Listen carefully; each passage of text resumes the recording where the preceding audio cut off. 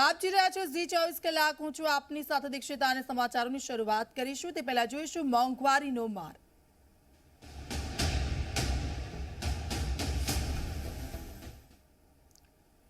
સતત વધી રહેલા મોંઘવારીના મારથી લોકોના ખિસ્સા ખાલી થઈ રહ્યા છે, ત્યારે ફરી એકવાર પ્રજાની ચિંતા વધારનારા સમાચાર સામે આવ્યા છે। જી હા, પેટ્રોલ ડીઝલની સાથે હવે ગુજરાત ગેસે પણ ફરી ભાવમાં વધારો ઝીક્યો છે। ગુજરાત ગેસે સીએનજીમાં 5 અને પીએનજીમાં 2.50 પૈસાનો વધારો કર્યો છે। પૈસાના ભાવમાં વધારો કરતા લોકોને હવે વધારે માર સહન કરવાનો વારો આવ્યો છે। જણાવી દઈએ કે આ ભાવ વધારો કર્યા બાદ પ્રતિ કિલો સીએનજીનો ભાવ 65.74 રૂપિયા થઈ ગયો છે, જ્યારે ઘર વપરાશના પીએનજીમાં 2.5નો વધારો કરતા તેનો ભાવ 29.59 એસસીએમ થયો છે। પેટ્રોલ ડીઝલના ભાવ વધારા સાથે હવે ગુજરાત ગેસે પણ ભાવ વધારો કરતા લોકોને ડબલ માર સહન કરવો પડી રહ્યો છે। આ પહેલા પણ સીએનજી અને પીએનજીના ભાવમાં વધારો થયો હતો, ત્યારે હવે ફરીથી તેના ભાવ વધ્યા છે। મળતી માહિતી મુજબ હાલ આંતરરાષ્ટ્રીય સ્તરે ગેસની શોર્ટ સપ્લાય ચાલી રહી છે, જેના કારણે ભાવ પર કોઈનું નિયંત્રણ રહ્યું નથી। એટલા માટે $3 લેખે મળતો ગેસ હાલમાં ગેસ કંપનીઓને $30 થી $35 સુધી ખરીદવાની ફરજ પડી રહી છે। તેની સીધી અસર ભારતમાં ભાવ વધારા સ્વરૂપે પડી રહી છે। તો સતત ભાવ વધારો દરેક વસ્તુઓમાં થઈ રહ્યો છે, ત્યારે હવે પેટ્રોલ ડીઝલના ભાવ બાદ સીએનજી અને પીએનજીના ભાવમાં પણ વધારો થયો છે। ગેસના ભાવ વધતા લોકોના ખિસ્સા ખાલી થયા છે, તો મોંઘવારીનો વધુ એક માર જનતાને સહન કરવો પડશે।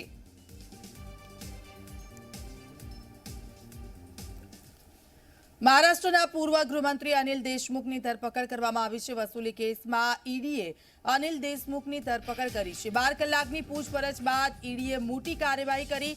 પૂછપરછમાં સંતોષકારક જવાબ ન મળતા દેશમુખની ધરપકડ। મળતી જાણકારી પ્રમાણે ગઈકાલે અનિલ દેશમુખ ઈડી ઓફિસે પહોંચ્યા હતા। આ પહેલા પણ તેમને અનેકવાર સમન્સ મોકલવામાં આવ્યું હતું, પણ તેઓ પૂછપરછમાં સામેલ નહોતા થયા। જો કે ગઈકાલે તેઓ ઈડી ઓફિસ પહોંચ્યા અને પૂછપરછમાં સામેલ થયા હતા, જ્યાં ઈડીએ 12 કલાકની પૂછપરછ દેશમુખ સાથે કરી। ઈડીએ સ્પષ્ટ કહ્યું છે અનિલ દેશમુખે પૂછપરછમાં સહયોગ નથી આપ્યો। અનિલ દેશમુખે માત્ર આરોપોનું ખંડન જ કર્યું હોવાનું જાણવા મળ્યું છે। નોંધનીય છે કે માર્ચમાં પરમવીર સિંહને મુંબઈ પોલીસ કમિશનર પદથી હટાવવામાં આવ્યા હતા અને તેમને હોમગાર્ડના ડીજી બનાવવામાં આવ્યા હતા, જે બાદ પરમવીરની એક ચિઠ્ઠી સામે આવી હતી, જે તેમણે સીએમ ઉદ્ધવ ઠાકરેને લખી હતી। આ ચિઠ્ઠીમાં દાવો કરવામાં આવ્યો હતો કે અનિલ દેશમુખે ગૃહમંત્રી તરીકે દર મહિને સચિન વાજે પાસેથી 100 કરોડ રૂપિયાની માંગ કરી હતી। એ સાથે દેશમુખ પર તેવો પણ આરોપ લાગ્યો છે કે તેઓ પોલીસ અધિકારીઓની ટ્રાન્સફર અને પોસ્ટિંગના બદલામાં પણ રૂપિયા લેતા હતા।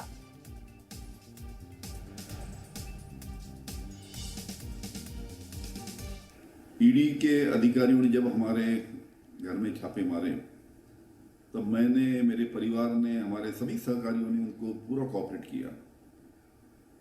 पूरा दिन मैं उस दिन घर में रह के ईडी के ऑफिसर को कोऑपरेट किया, उनको स्टेटमेंट दिया, उनको जो भी पेपर थे पेपर दिया। सीबीआई का मुझे 2 बार जब समन्स आया तो सीबीआई के दफ्तर में भी मैं 2 बार जाके आया। आज भी मेरी केस सुप्रीम कोर्ट में पेंडिंग है। आज भी मेरी केस सुप्रीम कोर्ट में पेंडिंग है, फिर भी उसको थोड़ा वक्त लगने वाला है उसका नतीजा आने के लिए। ये सोच के मैं आज खुद होके ईडी ऑफिस में यहां पे आया हूं। मेरे ऊपर जो मुंबई के एक्स पुलिस कमिश्नर थे परमवीर सिंह, उन्होंने जो आरोप किए पैसों के बारे में, आज मुंबई के ex police commissioner Paramvir Singh जिनने अनिल देशमुख के ऊपर आरोप किए, वो परमवीर सिंह आज कहां है? आखिरकार अनिल देशमुख को ईडी ने गिरफ्तार किया। 100 करोड़ से अधिक के नॉन ट्रांसपेरेंट घोटाले के transaction, money laundering, cash trail. अब टेंशन उद्धव ठाकरे और शरद पवार का बढ़ेगा कि 100 करोड़ की प्रति माह जो वसूली आती थी, शरद पवार के पास कितने जाते थे और ठाकरे जी के पास। अनिल देशमुख के बाद अनिल परब का नंबर लगेगा। દેશમાં 13 રાજ્યો અને કેન્દ્ર શાસિત પ્રદેશ દાદરાનગર હવેલીમાં 3 લોકસભા સીટ અને 29 વિધાનસભાની સીટ માટે થયેલા મતદાનની આજે મતગણતરી। પૂર્વ સાંસદ મોહન ડેલકરના નિધન બાદ ખાલી પડેલી આ બેઠક પર ચૂંટણી યોજાઈ। વિધાનસભા પેટા ચૂંટણીમાં અસમની 5, પશ્ચિમ બંગાળની 4, મધ્યપ્રદેશ, હિમાચલ પ્રદેશ અને મેઘાલયની 3, બિહાર, કર્ણાટક અને રાજસ્થાનની 2 અને આંધ્રપ્રદેશ, હરિયાણા, મહારાષ્ટ્ર, મિઝોરમ અને તેલંગાણાની 1 સીટ પર મતદાન થયું, જેની આજે મતગણતરી હાથ ધરાશે। આજે આ તમામ સીટની ચૂંટણીનું પરિણામ આવશે। ખાસ કરીને દાદરાનગર હવેલી પેટા ચૂંટણીના પરિણામ પર સૌની નજર રહેશે, કેમ કે પેટા ચૂંટણી પહેલા શિવસેનાએ 2 પંચાયત કબજે કરી છે। ભાજપ ઉમેદવાર મહેશ ગાવિતના ગામ કોચા પંચાયતમાં પણ શિવસેનાએ જીત મેળવી છે, એટલે ચૂંટણી પહેલા જ ભાજપને મોટો ફટકો પડ્યો છે। ત્યારે આજના આ પેટા ચૂંટણીના પરિણામ પર સૌની નજર રહેશે।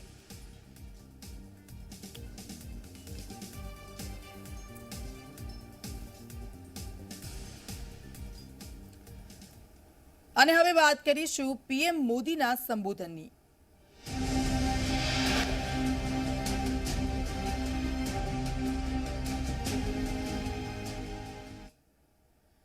પ્રધાનમંત્રી નરેન્દ્ર મોદીએ ગ્લાસગોમાં વર્લ્ડ લીડર્સ સમિટ ઓફ COP26માં સંબોધન કર્યું। પ્રધાનમંત્રી મોદીએ ક્લાઇમેટ ચેન્જ સામેના યુદ્ધ માટે પંચામૃત ફોર્મ્યુલા વિશ્વને આપ્યો। પીએમ મોદીએ પંચામૃત મંત્રમાં પહેલો મંત્ર એ આપ્યો કે ભારત 2030 સુધી પોતાની નોન ફોસિલ એનર્જી કેપેસિટીને 500 ગીગાવોટ સુધી પહોંચાડશે। બીજા મંત્રમાં કહ્યું કે ભારત 2030 સુધી 50% ઉર્જાની જરૂરિયાત પુનઃપ્રાપ્ત ઉર્જા સ્ત્રોતથી પ્રાપ્ત કરશે। ત્રીજો મંત્ર એ આપ્યો કે ભારત 2030 સુધી કુલ પ્રોજેક્ટ કાર્બન એમિશન 1 બિલિયન ટનનો ઘટાડો કરશે। ચોથા મંત્રમાં કહ્યું કે ભારત પોતાની અર્થવ્યવસ્થાની કાર્બન ઇન્ટેન્સિટી 45% ઓછી કરશે। પાંચમો મંત્ર એ આપ્યો કે 2070 સુધી ભારત નેટ ઝીરોની લક્ષ્યાંક હાંસલ કરી લેશે। પ્રધાનમંત્રી મોદીએ કહ્યું કે વિશ્વને એડેપ્ટેશન પર ધ્યાન આપવું જોઈએ।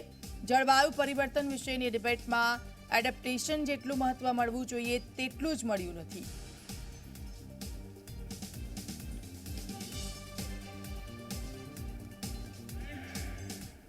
क्लाइमेट चेंज पर इस वैश्विक मंथन के बीच मैं भारत की ओर से इस चुनौती से निपटने के लिए 5 अमृत तत्व रखना चाहता हूं, पंचामृत की सौगात देना चाहता हूं।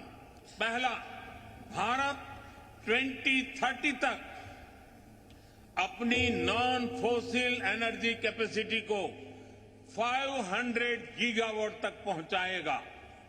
दूसरा, भारत 2030 तक अपनी 50% एनर्जी रिक्वायरमेंट रिन्यूएबल एनर्जी से पूरी करेगा। तीसरा, भारत अब से लेकर 2030 तक के कुल प्रोजेक्टेड कार्बन एमिशन में 1 बिलियन टन की कमी करेगा। चौथा, 2030 तक भारत अपनी अर्थव्यवस्था की कार्बन इंटेंसिटी को 45% से भी कम करेगा।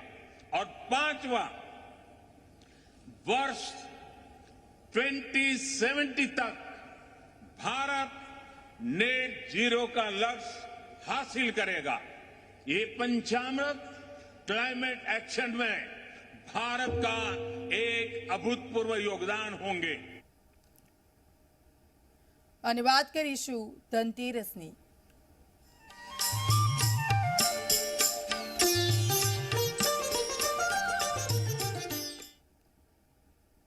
આજે ધનતેરસના પાવન પર્વની દેશભરમાં ઉજવણી કરવામાં આવી રહી છે અને આજના દિવસે મા લક્ષ્મી માતાજી ધન અને કુબેરની પૂજા કરવામાં આવે છે।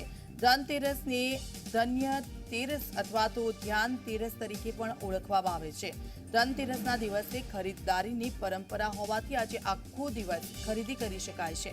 ધનતેરસ પર શુભ મુહૂર્ત જોઈને કરવામાં આવેલી ખરીદી વ્યક્તિના જીવનમાં અનેક ખુશીઓ અને સમૃદ્ધિ લઈને આવે છે અને ધનતેરસ પર શુભ મુહૂર્ત પર પૂજા કરવામાં આવે તો ઘરમાં ધન વર્ષા થાય તેવી માન્યતા છે। ઘરમાં સમૃદ્ધિ બનાવી રાખવા માટે આ દિવસે ચાંદીના સિક્કા, ગણેશ અને લક્ષ્મી પ્રતિમાઓની ખરીદારી કરવી શુભ રહે છે। આ ઉપરાંત સોના, ચાંદી, પિત્તળ, સ્ટીલ સહિતના વાસણોની પણ ખરીદી કરવામાં આવે છે.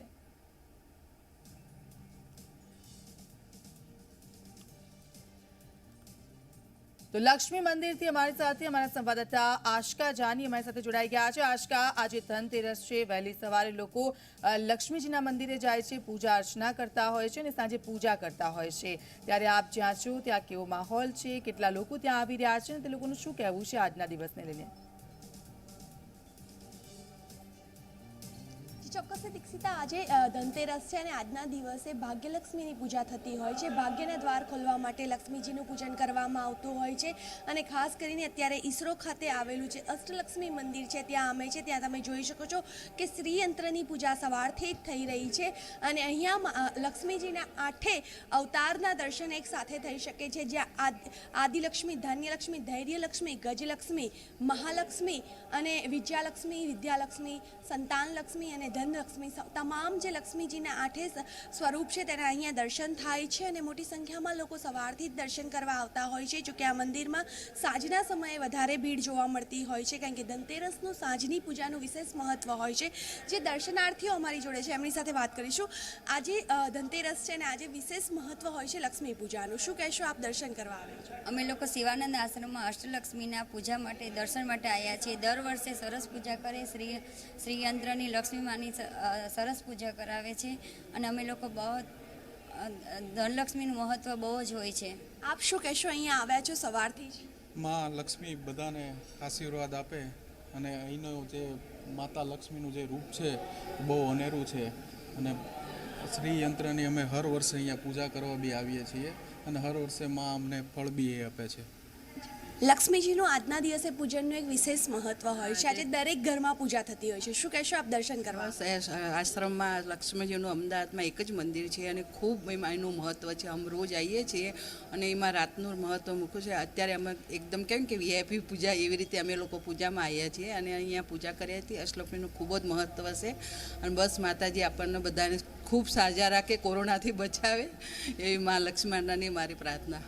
ચોક્કસથી દીક્ષિતા, આજના દિવસે લક્ષ્મીનું પૂજન કરવું એ વિશેષ મહત્વ હોય છે. તમે જુઓ છો કે સવારથી જ અહીંયા અષ્ટલક્ષ્મીનું જ્યાં મંદિર છે ત્યાં શ્રીયંત્રની પૂજા થઈ રહી છે. કુમકુમ અને જે કહી શકાય કે ચોખા અક્ષત ચડાવી અને તેની પૂજા કરવામાં આવે છે. વિવિધ પ્રકારની પૂજા કરવામાં આવે છે અને તમામ યજમાનો સવારથી જ અહીંયા પૂજાનો લાભ લેવા માટે આવી જતા હોય છે.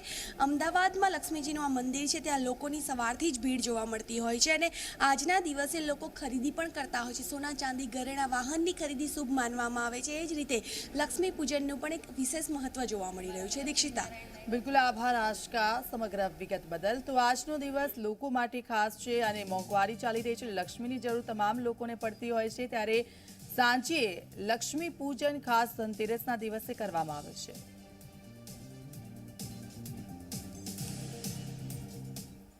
દિવાળીનો તહેવાર ચાલી રહ્યો છે ત્યારે બજારમાં અવનવી મીઠાઈ આવી રહી છે, પરંતુ આ બધી મીઠાઈ 1500 થી 2000 રૂપિયાની વચ્ચે હશે. પરંતુ અમદાવાદની એક દુકાનમાં 25,000 રૂપિયા કિલો મીઠાઈ મળી રહી છે. બે મીઠાઈ, એક મીઠાઈનું નામ ગોલ્ડ પિસ્તા બોલ અને બીજી મીઠાઈનું નામ છે નાજુ પિસ્તા ડિલાઇટ્સ છે. આ મીઠાઈમાં મમરા, બદામ અને પિસ્તાનો ઉપયોગ કરવામાં આવ્યો છે. આ મીઠાઈનું 24 કેરેટ સોનાથી કોટિંગ કરવામાં આવ્યું છે. લોકો 2 થી 3 નંગ આ મીઠાઈ લઈ જાય છે. એક નંગનો ભાવ 650 રૂપિયા છે. આ મીઠાઈ અત્યાર સુધી 14 કિલો જેટલી વેચાય છે.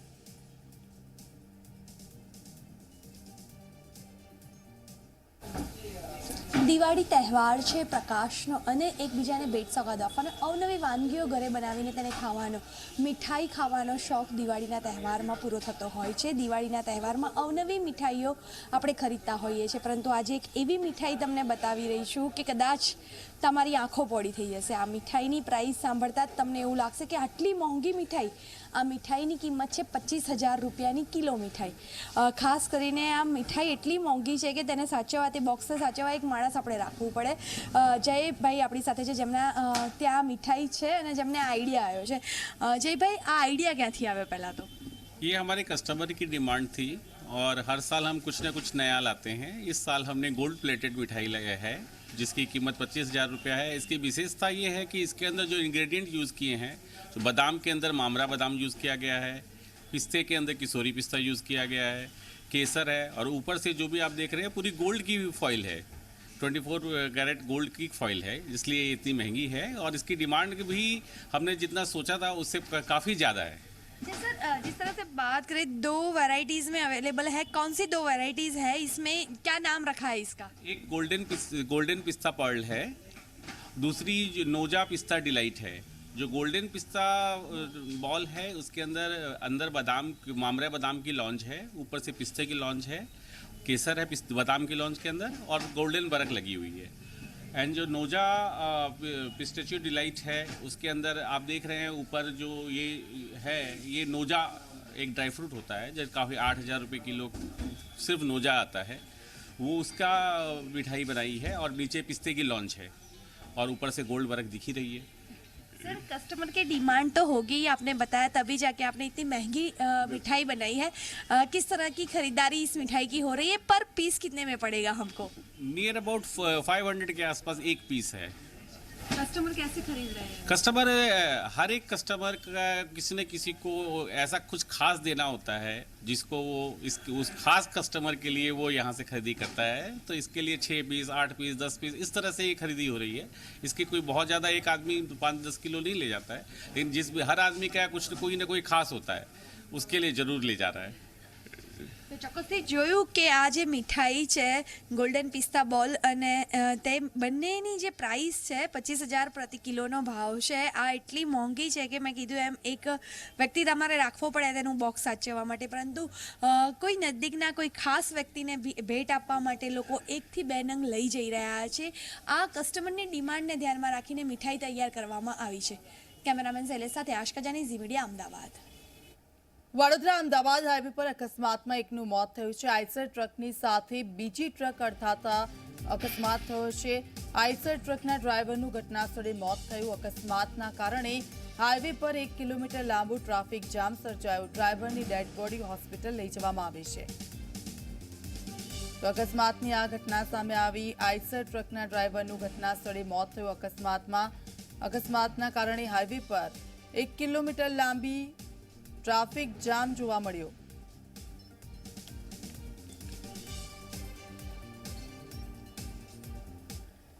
બનાસકાંઠાના ચાંગા પમ્પિંગ સ્ટેશન પાસે ખેડૂતોના ધરણા યથાવત છે। ખેડૂતોએ મોડી રાત્રે રામધૂન બનાવી તંત્રને જગાડવાનો પ્રયાસ કર્યો છે। સોમવાર સવારથી ખેડૂતો ધરણા પર બેઠા છે। સુજલામ સુફલામ કેનાલમાં પાણી છોડવાની ખેડૂતોની માંગ છે।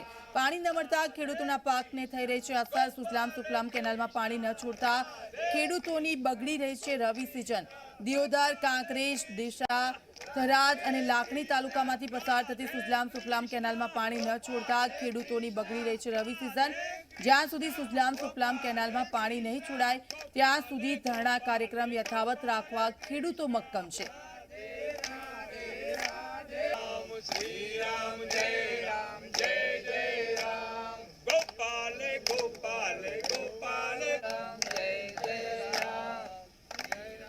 પોરબંદરમાં રખડતા ઢોર પકડવાના પાલિકાના અભિયાનનો ફિયાસ્કો થયો છે। અન્ય અભિયાનોની જેમ માત્ર કાગળ પર જ રહી ગયું છે। આ અભિયાન 1 મહિનામાં પોરબંદરને ઢોર મુક્ત કરવાની મોટી વાતો કરવામાં આવી હતી, પરંતુ હજી પણ પોરબંદર ઠેર ઠેર રસ્તા પર રખડતા ઢોર જોવા મળી રહ્યા છે। 23 સપ્ટેમ્બરે પોરબંદરમાં ઢોર પકડવાનું અભિયાન શરૂ કરવામાં આવ્યું હતું, પરંતુ હજારો રખડતા ઢોરની સામે પાલિકાએ માત્ર 80 થી 90 ઢોરને પકડ્યા છે અને 1 મહિનાની અંદર જ અભિયાન બંધ થઈ ગયું છે। આ બચાવમાં ચીફ ઓફિસરે કહ્યું કે પશુ નિભાવના મુદ્દે પાલિકાએ નીતિ બદલી છે અને હવે રસ્તા પર લીલું ઘાસ વેચવાનું બંધ કરવાની કામગીરી ચાલી રહી છે। ત્યારબાદ ફરી ઢોર પકડવાની કામગીરી હાથ ધરાશે। આમ પોરબંદર પાલિકાના મોટા દાવા છે માત્ર કાગળ પર જ રહી ગયા છે।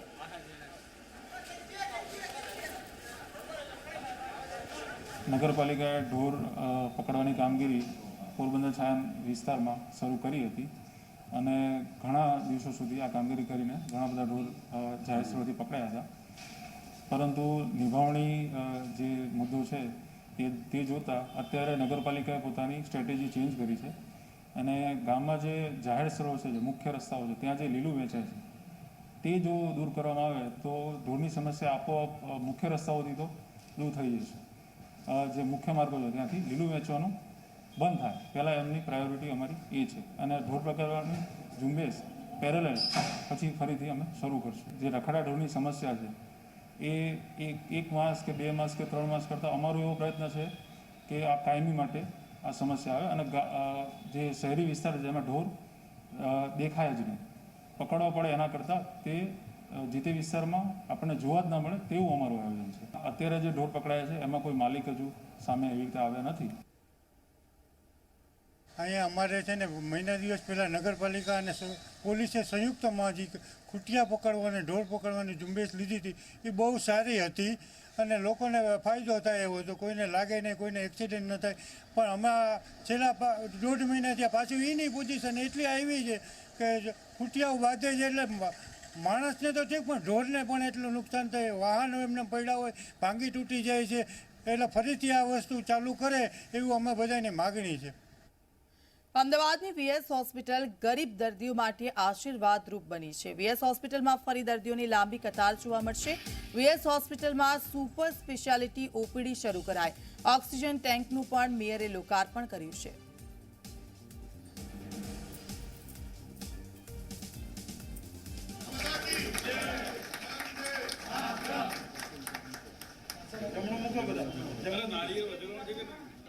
વાડીલાલ સારાભાઈ જનરલ હોસ્પિટલમાં લકવાના રોગો, કેન્સરના રોગો, પેટના રોગો, લીવરના પિત્તાશયના રોગો, મૂત્રાશયના રોગો, હૃદયના રોગો, મગજના રોગો વગેરે ઓપીડી તબીબી સેવાઓ સહિત પ્રથમવાર પેઇન મેનેજમેન્ટની સેવા ગરીબ તથા મધ્યમ વર્ગના દર્દીઓને નિઃશુલ્ક તબીબી સારવાર મળશે. આ બંને સેવાનું લોકાર્પણ કરતાં હું ગર્વ અને પ્રસન્નતા અનુભવી રહ્યો છું. તો આ સાથે